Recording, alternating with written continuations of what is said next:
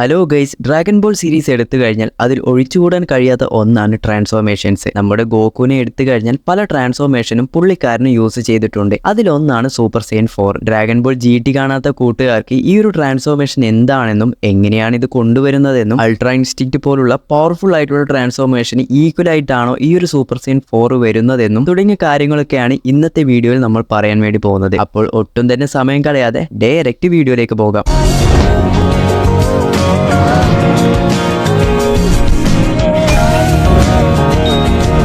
Non Canon ആയിട്ടുള്ള dragon ball GTയിലാണ് ആദ്യമായിട്ട് ഈ ഒരു ട്രാൻസ്ഫോർമേഷൻ നമുക്ക് കാണിച്ചു തരുന്നത്. എങ്ങനെയാണ് ഗോകു ഈ ഒരു ട്രാൻസ്ഫോർമേഷനിലേക്ക് മാറുന്നതെന്ന് നോക്കിക്കഴിഞ്ഞാൽ ഡ്രാഗൺ ബോൾ GTയുടെ തുടക്കത്തിൽ ബ്ലാക്ക് സ്റ്റാർ ഡ്രാഗൺ ബോൾ വെച്ച് നമ്മുടെ ഗോകു ചെറുതാകുന്നു. അങ്ങനെ ഈ ഒരു ഡ്രാഗൺ ബോൾ കണ്ടുപിടിക്കുന്ന ജേണിയുടെ അവസാനമായിട്ടാണ് സൂപ്പർ സൈൻ 4 എന്ന ട്രാൻസ്ഫോർമേഷൻ ഗോകു കൊണ്ടുവരുന്നത്. എന്നാൽ ഈ ഒരു ട്രാൻസ്ഫോർമേഷനും വെറുതെ കൊണ്ടുവരാനും കഴിയില്ല. നിലവിലുള്ള ഗോകുവിനെ എടുത്തു നോക്കിക്കഴിഞ്ഞാൽ ഗോകുവിന് ഇപ്പോൾ വാലില്ല. നമ്മുടെ സുപ്രീം ഗായും അതുപോലെ തന്നെ ഓൾഡ് ഗായും ചേർന്ന് ഒരു പ്രത്യേകതരം ടൂളൊക്കെ വെച്ച് ഗോകുവിന്റെ വാല് പുറത്തേക്ക് കൊണ്ടുവരുന്നു. ഈ ഒരു ട്രാൻസ്ഫോർമേഷന് ഫസ്റ്റ് ഇമ്പോർട്ടന്റ് ആയിട്ട് വേണ്ട ഒന്നാണ് ടെയില്. അതിനുശേഷം ഗോകു ഗ്രേറ്റ് ടൈപ്പ് ഫോമിലേക്ക് മാറണം. എന്നാൽ വെറും ഗ്രേറ്റ് ടൈപ്പ് ഫോമിൽ മാത്രമായാൽ പോരാ, ഗോൾഡൻ ഗ്രേറ്റ് ടൈപ്പ് ആയി മാറണം. അതായത് നമ്മുടെ നോർമൽ ഗ്രേറ്റ് ടൈപ്പ് ഒരു സൂപ്പർ സൈൻ ഒക്കെ ആയാൽ എങ്ങനെ ഇരിക്കുമോ അതുപോലെ തന്നെ. അതായത് നമ്മുടെ സൂപ്പർ സൈൻ 3 വെച്ച് നോക്കുമ്പോൾ സൂപ്പർ സൈൻ 3 എന്ന് പറയുന്നത് ഏകദേശം ഈ ഒരു ഗ്രേറ്റ് ടൈപ്പ് ഫോമിന്റെ ഫുൾ പവർ ആണെന്ന് നമുക്ക് വേണമെങ്കിൽ പറയാം. അതുപോലെ തന്നെയാണ് ഈ ഒരു സൂപ്പർ സൈൻ 4. ഈ ഒരു സൂപ്പർ സൈൻ 4 എന്ന് പറയുന്നത്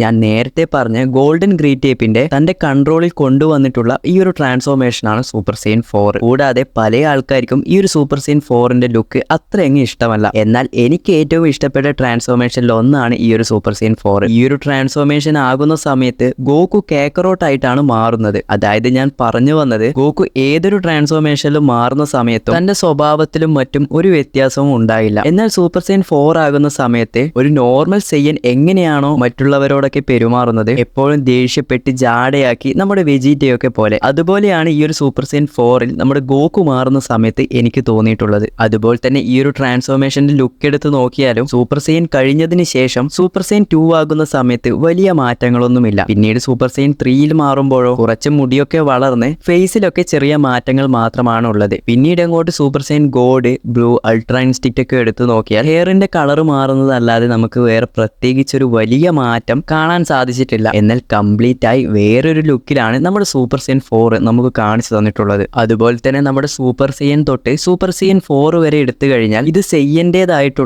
സെയ്യൻ വംശത്തിൽ തന്നെ അവർക്ക് മാത്രം ചെയ്യാൻ കഴിയുന്ന ഒരു പവർഫുൾ ആയ ട്രാൻസ്ഫോർമേഷൻസ് ആണ്. ഇപ്പോൾ നമ്മുടെ സൂപ്പർ സൈൻ ഗോഡും സൂപ്പർ സൈൻ ബ്ലൂ അതുപോലെ അൾട്രാ ഇൻസ്റ്റിക്റ്റ് ഒക്കെ മറ്റുള്ള ഏത് മോർട്ടൽസിനും ഗോകുവും വെജിറ്റയുടെ അത്ര ട്രെയിനിങ് ചെയ്ത് അവർക്കും കൊണ്ടുവരാൻ സാധിക്കും. എന്നാൽ ഞാൻ ആദ്യം പറഞ്ഞ ഈ ഒരു സൂപ്പർ സൈൻ തൊട്ട് സൂപ്പർ സൈൻ 4 വരെയുള്ള ട്രാൻസ്ഫോർമേഷൻ സെയ്യൻസിന് മാത്രമേ ഉപയോഗിക്കാൻ സാധിക്കുകയുള്ളൂ. അതുകൊണ്ട് തന്നെ ഒരു നോർമൽ സെയ്യന് പോകാൻ പറ്റുന്ന ഏറ്റവും പീക്ക് ആയിട്ടുള്ള ട്രാൻസ്ഫോർമേഷൻ ആണ് സൂപ്പർ സൈൻ 4. കൂടാതെ നമ്മുടെ ഡ്രാഗൺ ബോൾ ഹീറോസ് എന്ന സീരീസിൽ ഗോകുവും വെജിറ്റയും ഈ ഒരു സൂപ്പർ സൈൻ 4 ട്രാൻസ്ഫോർമേഷനിൽ മാറുന്നത് കൂടാതെ നമ്മുടെ ഡ്രാഗൺ ബോൾ Z ബ്രോലി മൂവിയിലൊക്കെ കണ്ടിട്ടുള്ള ആ ഒരു വേർഷൻ ബ്രോലിയും സൂപ്പർ സൈൻ 4ലേക്ക് മാറുന്നത് നമ്മൾ കണ്ടതാണ്. അതുപോലെ ഡ്രാഗൺ ബോൾ GTയിലെ ആദ്യം നമ്മുടെ ഗോകു ആണ് സൂപ്പർ സൈൻ 4ൽ മാറുന്നതെങ്കിലും പിന്നീട് വെജിറ്റയും സൂപ്പർ സൈൻ 4 എടുക്കുന്നുണ്ട്. എന്നാൽ ഈ രണ്ടുപേരുടെയും സൂപ്പർ സൈൻ 4 എന്ന ട്രാൻസ്ഫോർമേഷൻ കംപ്ലീറ്റ് ആയിട്ടുള്ള ഒന്നല്ല. അതായത് പെർഫെക്റ്റ് ആയിട്ടുള്ള സൂപ്പർ സൈൻ 4 അല്ല. ഇതിന്റെ പ്രധാന കാരണം എന്താണെന്ന് വെച്ച് കഴിഞ്ഞാൽ ഡ്രാഗൺ ബോൾ GTയിൽ ഞാൻ തുടക്കത്തിൽ പറഞ്ഞതുപോലെ തന്നെ ഗോകു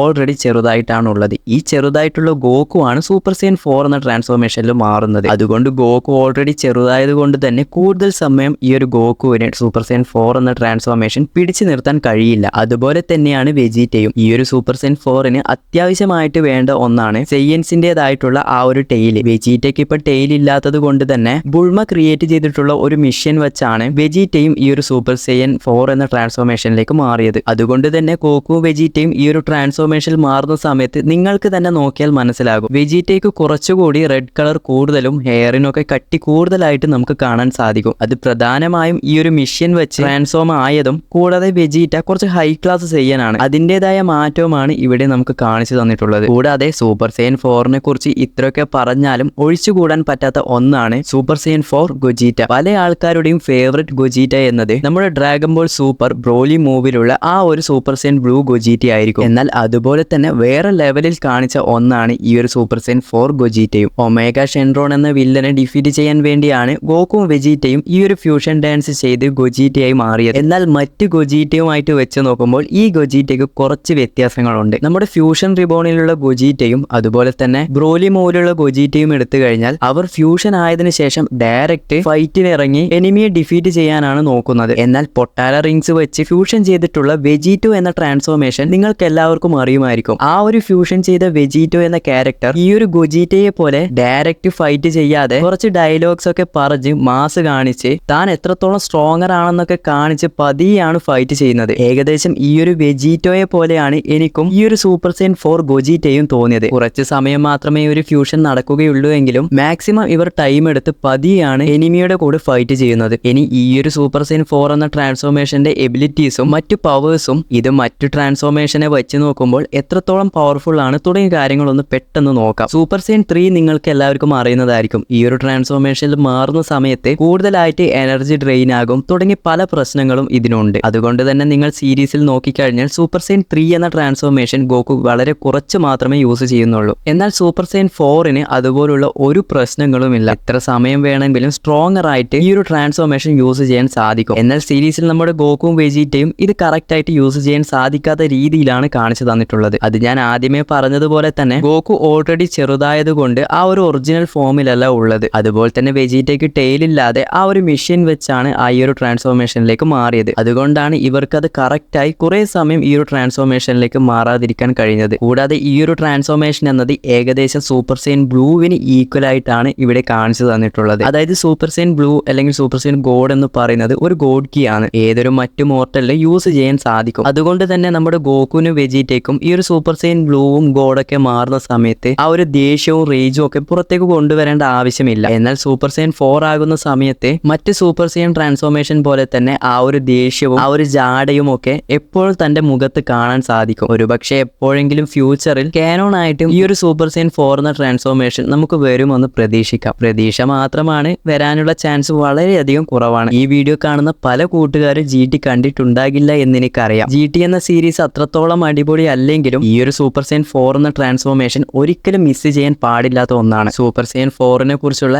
ഏകദേശം എല്ലാ കാര്യങ്ങളും ഞാനിവിടെ പറഞ്ഞു എന്നാണ് വിചാരിക്കുന്നത്. അപ്പോൾ വീഡിയോ ഇഷ്ടപ്പെട്ട ലൈക്ക് ചെയ്യാനും ചാനൽ ഇഷ്ടപ്പെട്ട സബ്സ്ക്രൈബ് ചെയ്യാനും മറന്നു പോകരുത്. അപ്പോൾ നമുക്ക് അടുത്തൊരു വീഡിയോ ആയിട്ട് പിന്നെ വരാം.